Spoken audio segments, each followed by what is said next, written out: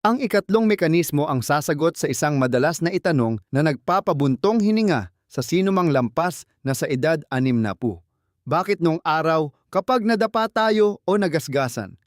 Ilang araw lang magaling na. Pero ngayon, isang maliit na dulas lang. Inaabot ng ilang buwan ang pananakit ng tuhod.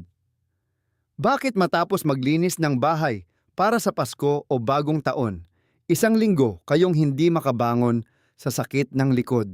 Ang sagot po ay hindi dahil sa multo o kulam, kundi dahil sa isang uri ng protina na tinatawag na cyclin D1. Ang ating mga muscle stem cells na tinatawag na satellite cells ay kadalasang nasa estado ng mababaw na pagtulog. Ibig sabihin nakapikit sila pero nakikinig pa rin ang mga tenga nila. Kapag may isang hibla ng muscle na napunit ang protinang cyclin D, isa ang magsisilbing isang napakasensitibong alarm clock. Tutunog ito ng malakas para gisingin ang mga stem cells na ito at utusan silang ayusin ang napunit na muscle. Noong tayo ay 20 anyos pa lang, ang alarm clock na ito ay napakabilis tumunog. Ngunit habang kayo ay tumatanda, ang dami ng cyclin D, isa na ito ay mabilis na bumabagsak. Ang alarm clock ninyo ay nasisira at humihina ang tunog. Ang mga stem cells naman ay napupunta sa tinatawag sa medisina na deep hibernation o malalim na pagtulog. Natutulog sila ng napakahimbing kaya kahit sumisigaw na sa sakit ang inyong mga muscles, dahil sa punit o sira, hindi nila ito naririnig para magising. Ang resulta, unti-unting lumiliit at lumalaylay ang inyong mga muscles. Nagiging dahilan ng sakit na tinatawag na sarcopenia o pag-urong ng kalamnan na nakakatakot sa mga matatanda at nagiging sobrang bagal ng paggaling ng inyong katawan. Ngunit may isang liwanag na sumikat noong taong 2020 nang ilathala ng sikat na Nature Metabolism Journal ang isang pag-aaral tungkol sa mga matatandang daga na katumbas ng taong nasa edad 60 hanggang 70. Nang pilitin ang mga matatandang dagang ito na mag-aerobics, mag-ehersisyo, nang tuloy-tuloy sa loob ng 3 linggo, ang dami ng cyclin D, isa sa kanilang mga muscles, ay mahimalang bumalik sa parehong level ng mga batang daga. Tumunog ulit ang alarm clock. Nagising ang mga stem cells. Ang pinakamatinding bahagi ng eksperimentong ito ay noong kumuha ang mga siyentipiko ng dugo mula sa mga matatandang dagang nag-eehersisyo at isinalin ito sa mga matatandang dagang tamad at nakaupo lang. Alam niyo po ba kung anong himala ang nangyari? Nakatanggap din ng parehong benepisyo sa paggaling ng muscle ang mga tamad na daga. Pinatutunayan nito ang isang dakilang katotohanan. Kapag tayo ay gumagalaw o nag-eehersisyo, hindi lang lumalaki ang ating mga muscles. Naglalabas din ang mga ito ng mga youth chemicals o chemical ng kabataan na dumadaloy diretso sa ating dugo, ginagawang isang mahiwagang ilog ang ating dugo na dumadaloy at gumigising sa lahat ng stem cells sa buong katawan natin. Ang pang-apat na mekanismo naman ay direktang umaatake sa isa pang nakamamatay na hadlang ng pagtanda. Bakit nagiging kakaiba ang reaksyon ng immune system ng mga matatanda? Bakit humihina ang kakayahan nilang lumaban sa mga virus na nagdudulot ng pneumonia, pero madali naman silang magkaroon ng arthritis o autoimmune diseases? Ang tawag ng mga doktor sa pangyayaring ito ay myeloid bias. Para mas madaling maintindihan, isipin po ninyo na ang inyong immune system ay isang pambansang hukbong sandatahan na may 3 bahagi. Ang unang bahagi ay ang infantry o mga sundalong naglalakad, myeloid cells neutrophils. Sila ang marami at mabilis rumesponde. Kapag may nakitang bakterya na pumasok agad, silang susugod at mamamaril ng walang habas, kaya nagkakaroon ng pamamaga, init, pamumula at sakit. Ang pangalawang bahagi ay ang Special Forces T at B lymphocytes, mga magagaling na snipers na nagmememorya sa hugis ng mga partikular na virus o bakterya para patayin sila ng tama at gumawa ng matagalang antibodies. At ang pangatlong bahagi ay ang Military Academy ay pabrika ng sundalo.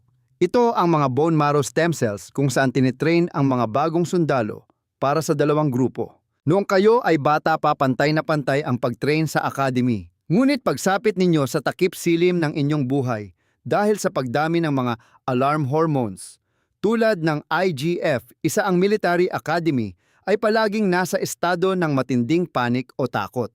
Nag-uutos ito na itigil ang pag-train ng special forces at ibinubuhos ang lahat ng pondo para gumawa ng sandamakmak na infantry o mga sundalong naglalakad.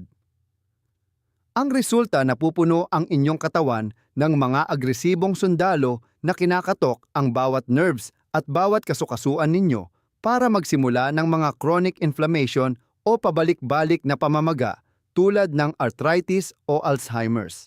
Habang nangyayari ito, kulang na kulang naman kayo sa special forces. Kaya kapag may totoong virus na dumating tulad ng flu or pneumonia o kapag kayo ay nagpabakuna, wala kayong magagaling na sundalo para lumaban. Ang mga malalim na pag-aaral mula sa University of Southern California, USC, ay nagpatunay na ang paglalagay ng tamang oras ng pag-aayuno fasting ay kayang magpababa sa alarm signal na IGF. Isa pinipilit ang Military Academy na kumalma at muling mag-train ng mga special forces. At panghuli, ang panlimang mekanismo, ang kadenang nag-uugnay sa lahat ng mekanismong nabanggit na tinatawag na inflammaging. Isang kombinasyon ng pamamaga, inflammation at pagtanda, aging.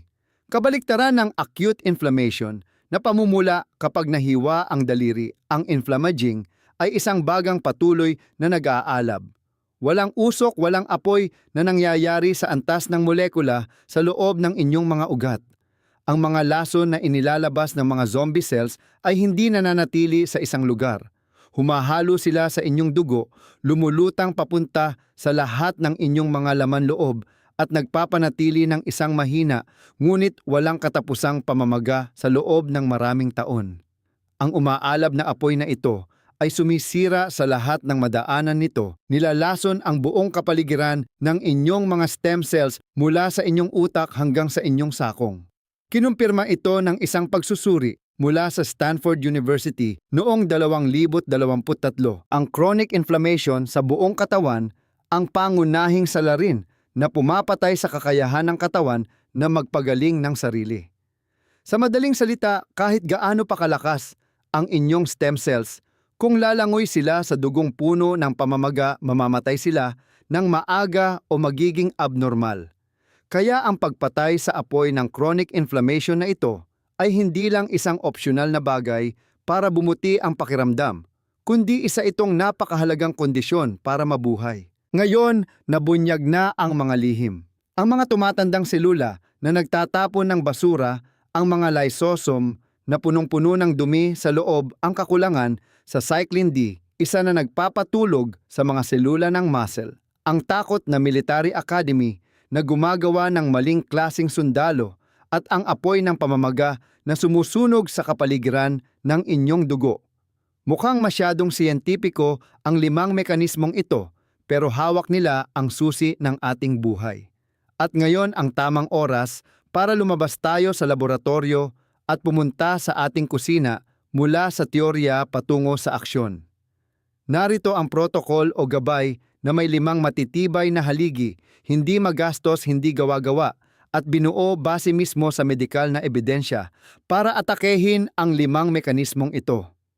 Gusto ko pong ulitin at linawin na ang mga ituturo ko ay hindi mahikang gamot na iinumin ninyo at paggising ay bata na kayo ulit, kundi ito ay koleksyon ng mga klinikal na datos na nagpapakitang kapag pinagtiyagaan ninyo itong gawin, magkakaroon kayo ng pagbuti sa inyong kalusugan na kayang sukatin ng mga modernong makina. Ang unang haligi, ang pinakamalakas, hindi mapapalitan, at ang pinakamadalas kong prangkang sabihin sa aking mga pasyente, aerobic exercise.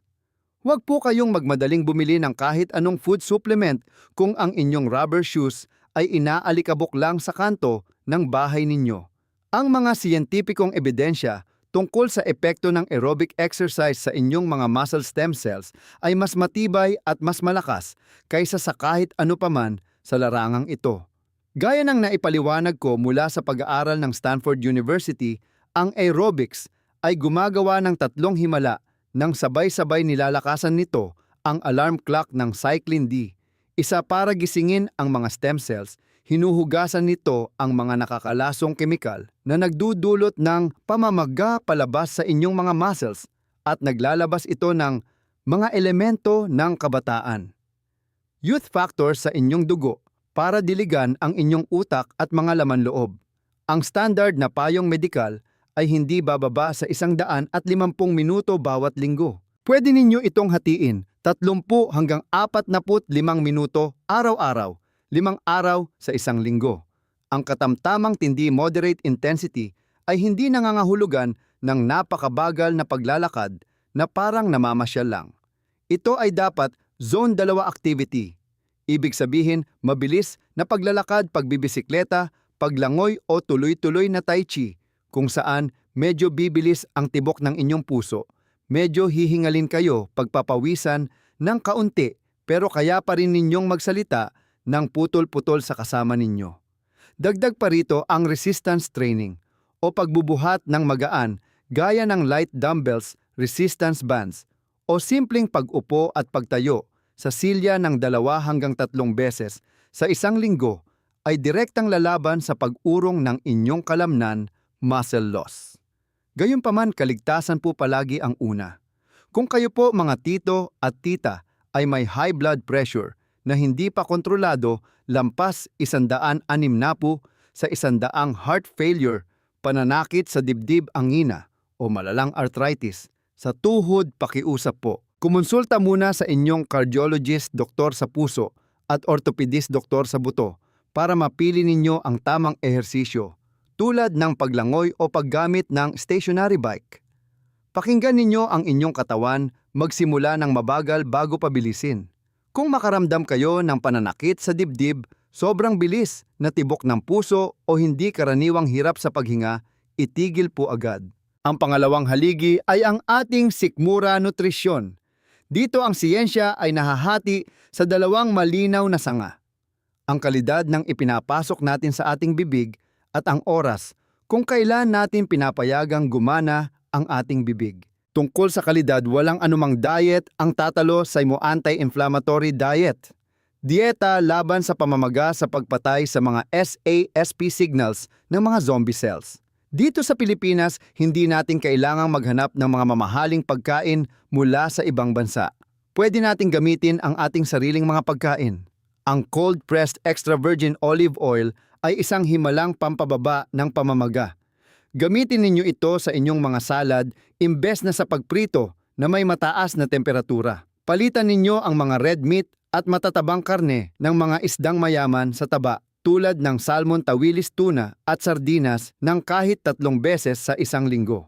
Ang malaking halaga ng omega-3, EPA at DHA mula sa mga isdang ito ang mismong magiging mga bumbero na papatay sa mga kemikal ng pamamaga na IL-6 at TNF-alpha at kasabay nito papalambutin at papatibayin ang balat ng inyong mga stem cells. Hindi pwedeng mawala ang plato ng maiitim at mabeberdeng gulay. Broccoli, suple, cauliflower, repolyo, pechay at kangkong. Sila ay mayroong sulforaphane, isang mahiwagang sangkap na pumapasok ng malalim sa mga selula, ino-on ang NRF2 switch at inuutusan ang inyong mga recycling plants o lysosomes na magtrabaho ng husto para linisin ang mga basura sa loob ng selula. Para sa panghimagas, piliin ninyo ang mga berries tulad ng duhat lokal na berry natin, blueberries at strawberries. Puno ang mga ito ng anthocyanin at fisetin, mga sangkap na napatunayan sa mga test tubes na may kakayahang pahinain ang mga zombie cells. Tungkol naman sa protein, ang mga matatanda ay mas nangangailangan ng mas maraming protina kaysa sa mga bata para maiwasan ang pagkawala ng muscle. Iminumungkahi ng mga nutrition associations ang 1.2 hanggang 1.6 na gramo ng protina kada kilo ng inyong timbang araw-araw. Kung ang timbang ninyo ay 60 kilo, kailangan ninyo ng mga 70 hanggang 90 gramo ng purong protina araw-araw na nanggagaling sa nilagang itlog, isda, dibdib ng manok, chicken breast, tokwa tofu at mga nuts. Tandaan po, ang protina ay dapat hati-hatiin sa bawat pagkain, hindi yung ibubuhos lahat sa isang inuman sa gabi. At pakiusap layuan ninyo ang tatlong kalaban na pumapatay sa mga stem cells, refined sugar o pinong asukal, mga matatamis na tinapay, candy, soft drinks, ultra-processed foods, hotdog bacon, instant noodles at ang sobrang pag-inom ng alak. Sila ang nagiging mitya na nagpapaliyab sa pagpanik ng inyong immune system. Tungkol naman sa oras ng pagkain, ang mga pag-aaral mula sa sikat na MIT at sa kilalang Calorie Clinical Trial noong 2024 ay nagpatunay ang pagbibigay sa inyong digestive system o panunaw ng sapat na oras ng pahinga bawat araw ay magpupuwersa sa katawan na i-on ang auto-clean mode o self-cleaning mode, tinatawag na autophagy. Gayunpaman ang pag-aayuno ng maraming araw ay sobrang mapanganib para sa mga matatanda. Ang pinakaligtas at pinakapraktikal na paraan ay ang time-restricted eating, isang banayad na intermittent fasting. Subukan ninyong ipagsama-sama ang lahat ng inyong pagkain sa loob lamang ng 8 hanggang 10 oras araw-araw. Halimbawa, kumain kayo ng almusal ng alas 8 ng umaga at tapusin ninyo ang hapunan bago mag-alas 6 ng gabi. Pagkalipas ng alas 6 ng gabi, tubig na lang ang iinumin. Ang oras mula alas 6 ng gabi hanggang alas 8 ng umaga, kinabukasan ang oras kung kailan ang mga stem cells sa inyong bituka at immune system ay nakakalaya sa mabigat na trabaho ng pagtunaw ng pagkain para pumunta sila at ayusin ang inyong katawan. Isang napakahigpit na medikal na babala.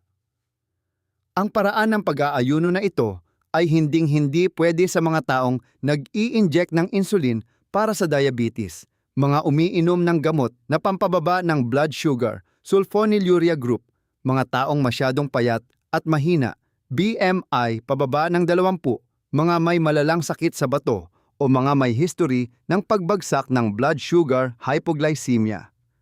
Ang hypoglycemia o biglaang pagbaba ng asukal sa dugo sa mga matatanda ay maaaring magdulot ng coma at stroke na napakadelikado. Kung kayo po ay kabilang sa grupong ito, huwag na po ninyong gawin ang pag-aayuno at mag-focus na lang po kayo sa pagkain ng malinis at masustansyang pagkain. Ang pangatlong haligi, ang pinakamurang gamot na madalas binabaliwala. Malalim na tulog, deep sleep.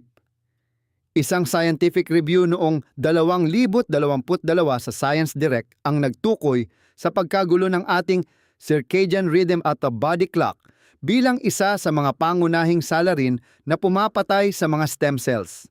Ang katawan ng tao ay gumagalaw ayon sa isang 24 na oras na biological clock. Ang orasan na ito ang nagdedesisyon kung anong oras matutulog ang mga stem cells at kung anong oras sila gigising para magpatrolya sa ating mga organs. Kapag tayo ay nagpupuyat o mababaw, matulog, ang orasan na ito ay nasisira. Ang pagtulog ng mas mababa sa 6 na oras bawat gabi ay biglang nagpapataas ng mga nakakalasong kemikal na inilalabas ng mga zombie cells.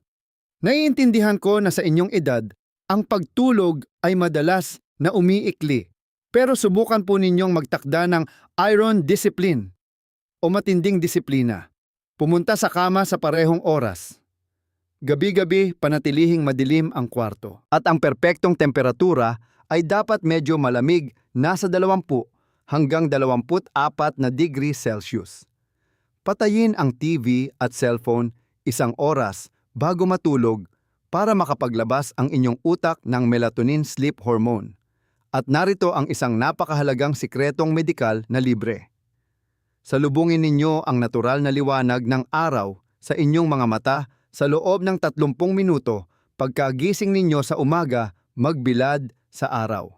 Ang liwanag ng araw sa umaga ay ang master key na direktang pumapasok sa utak, inaayos ang sirang body clock at sinisiguro na ang schedule ng inyong mga stem cells ay nasa tamang landas para sa susunod na 24 na oras. Ang pang-apat na haligi ay hindi lang usapin ng psychology o pamahiin, kundi ito ay purong molecular na biology.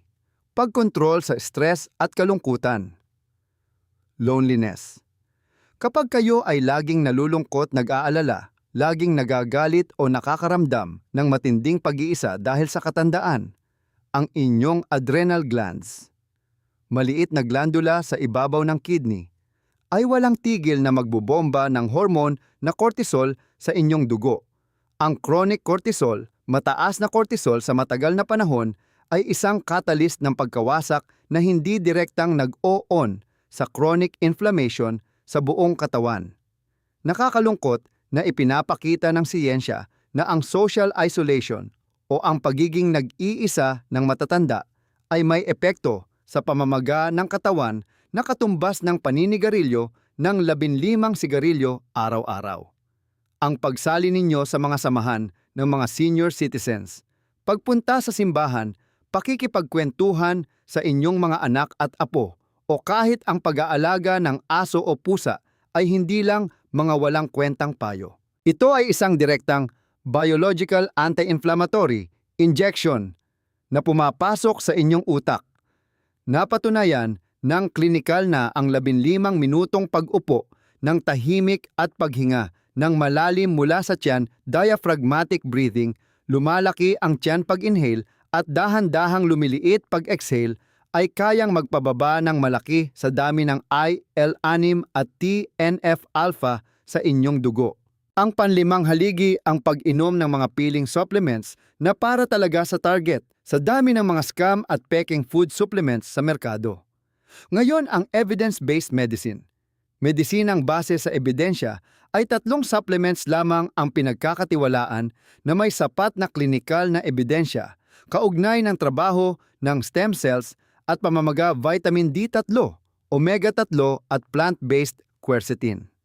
Una, ang kakulangan sa vitamin D3 sa mga Pilipinong lampas 50 anyos ay napakakaraniwan dahil sobrang balot tayo ng damit o payong kapag naglalakad sa araw.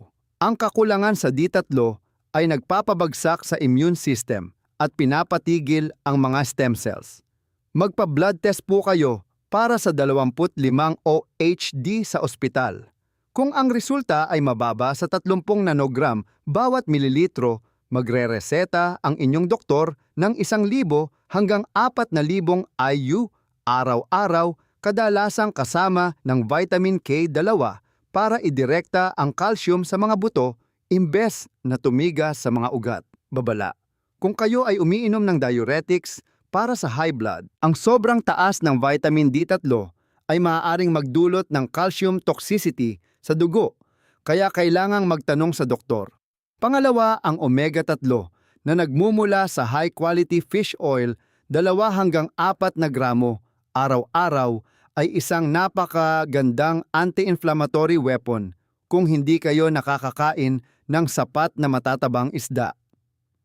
Isang napakahalagang babala.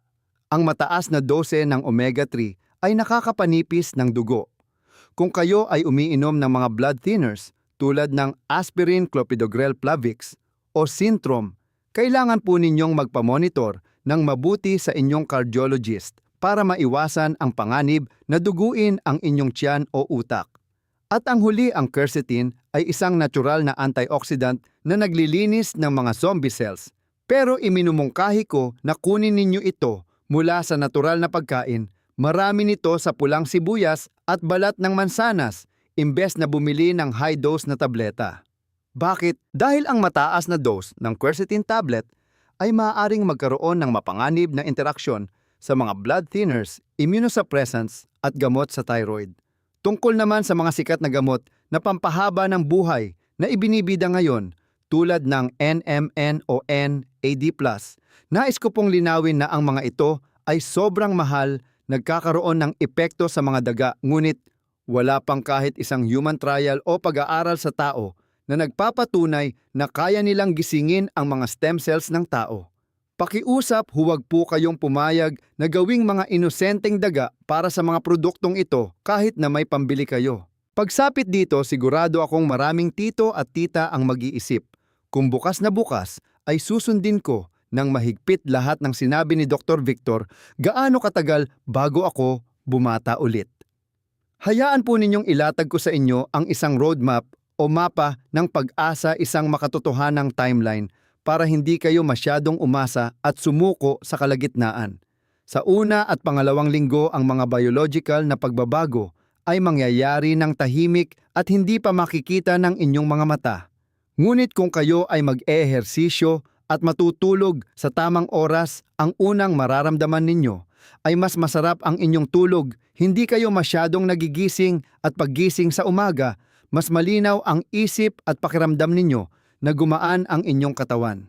Sa unang buwan, kung kayo ay magpapa-blood test, ang mga inflammation markers o senyales ng pamamaga tulad ng HSCRP at IL-6 ay kadalasang magsisimulang bumagsak. Isa itong senyales na ang basura sa paligid ng inyong mga stem cells ay unti-unti nang nalilinis. Pagdating sa pangalawa at pangatlong buwan, ang lakas ng inyong mga muscles ay magsisimula ng maramdaman. Mas mabilis na ang inyong paglalakad, mas malakas na ang kapit ng inyong kamay, at ang pagbibit-bit ng bayong mula sa palengke o pagkakarga sa inyong mga apo ay hindi na magdudulot ng isang linggong pananakit ng likod tulad ng dati. Sa ika-6 hanggang ika-12 buwan, magsisimulang magbago at maging bago ang inyong immune system. Bababa na ang dalas ng pagkakasakit ninyo tulad ng sipon at ubo, mas magiging malakas at matatag ang inyong katawan kapag nagbago ang panahon dahil ang inyong mga stem cells ay nagsimula ng gumawa ng mga bagong special forces para protektahan kayo na nagtatapos sa matagal na panahon ng inyong tago at pabalik-balik na pamamaga. Huwag na huwag po ninyong iisipin na masyado na akong matanda para magsimula sira na lahat ng selula ko. Hindi naglalagay ng expiration date o deadline ang siyensya sa buhay. Nakatago lang dyan ang inyong mga stem cells sabik na naghihintay ng tamang signal mula sa inyong mga aksyon para sila ay muling mabuhay. Gayunpaman, sa bawat mahabang biyahe, kailangan din natin ng safety net o kaligtasan.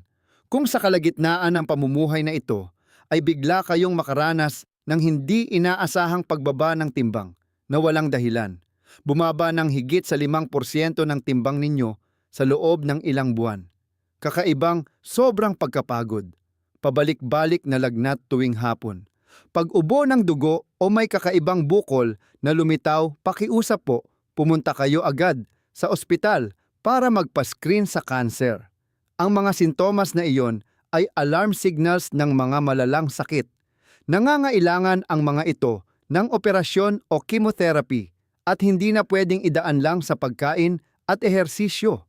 Bago kayo magbago ng inyong pamumuhay, huwag po kayong mahiya na hilingin sa inyong doktor na gawan kayo ng general check-up.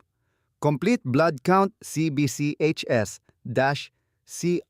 fasting, blood sugar, HbA1c, liver and kidney function tests at vitamin D level. Ito ang magiging pinakatamang pamantayan o basihan natin para masubaybayan ang pagbangon ng inyong katawan pagkalipas ng 6 na buwang pagsisikap. Ang pagtanda sa paningin ng marami ay parang isang malupit at biological na sentensya, isang madulas na pababang daan patungo sa paghina na wala na tayong magagawa kundi panoorin na lamang. Ngunit matapos ang ilang dekada ng pagsusuot ng puting uniforme at pagsaksi sa mga sandali ng buhay at kamatayan ng libu-libong tao, nakita ko ang isang ganap na kakaibang katotohanan. Nakilala ko na ang mga pasyente tulad nina Mang Juan, Aling Rosa, Lolo Jose at Lola Maria.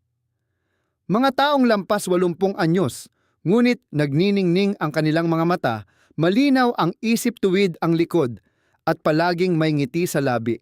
Ang kanilang nakakabilib na lakas ay hindi dahil sa espesyal na genes o swerte sa buhay. Sila ay mga simpleng hardinero na matiyagang nagtanim ng mga tamang gawi araw-araw. Tahimik na pinrotektahan ang ecosystem, kapaligiran ng kanilang mga selula mula sa apoy ng pamamaga at pinanatiling malinis ang kanilang dugo upang taas noong magampanan ng kanilang immune system ang tungkulin nito. Ang pagtanda ay hindi isang parusa, kundi isang espesyal na pribilehiyo. Isang dakilang kabanata ng buhay na puno ng karanasan at karunungan na hindi lahat ng ipinanganak sa mundo ay nabibigyan ng pagkakataong maranasan. Ang mga mahiwagang mekanismong pinag-usapan natin ngayon ay hindi lang basta nakasulat sa mga matatalinong libro. Ang mga ito ay kasabay na tumitibok ng inyong puso humihinga kasama ng inyong mga baga. Sa mismong oras na ito, naghihintay lang ng isang utos mula sa inyong determinasyon. Ang ating kalusugan at mahabang buhay ay hindi nakapako sa kung ano ang nakasulat sa ating birth certificate o senior citizen ID. Ito ay binubuo at hinuhubog ng mga pinakamaliliit na desisyon na pipiliin ninyong ibigay sa inyong katawan tuwing paggising ninyo sa umaga para salubungin ang araw. Kayong mga lolo at lola, mga tito at tita, ay may hawak na mas maraming kapangyarihan at kontrol kaysa sa mga ipinapasok sa isip natin ng lipunan at ng mga kumpanya ng gamot. Isang mahalagang aral. Ang kalusugan sa pagtanda ay hindi isang kapalaran na dapat tanggapin na lang kundi isang desisyon na kailangan ninyong gawin at panindigan araw-araw. Ang pinakamabisang gamot na pampabata ay hindi nabibili ng pera kundi nakukuha sa disiplina, tamang pagkain, ehersisyo at pagmamahal ninyo sa inyong sariling katawan. Kung ang mga medical na payo at mula sa pusong pagbabahagi sa artikulong ito ay nagbigay ng praktikal na halaga para sa inyo, taos-puso ko pong hinihiling na ipasa at i-share ninyo ito. I-share ninyo ito sa isang kaibigang nakatatanda na lumalaban sa sakit, sa isang kapamilyang natatakot at naghahanap ng pag-asa, o para lang sa sinumang nagnanais na tumanda ng may dangal at puno ng kalusugan. Ang mga pangunahing kaalamang sayentipikong ito ay bihira pong lumabas mula sa mga pader ng mga research institutes at nakakalungkot isipin na ang mga taong pinakanangangailangan nito ang madalas na huling nakakaalam. Maaari po bang mag-iwan kayo ng kahit isang maikling komento sa ibaba? Ibahagi po ninyo ang sarili ninyong kwento o ang mga katanungang nagpapabagabag sa inyong isipan. Bawat salita po ninyo ay magsisilbing gabay o parola para sa aking mga susunod na pag-aaral at pagbabahagi. Huwag po ninyong kalimutang i-click ang subscribe. Maraming salamat po sa inyong pasensya sa pakikinig at hanggang sa muli po nating pagkikita sa isang araw na puno ng kapayapaan at kalusugan.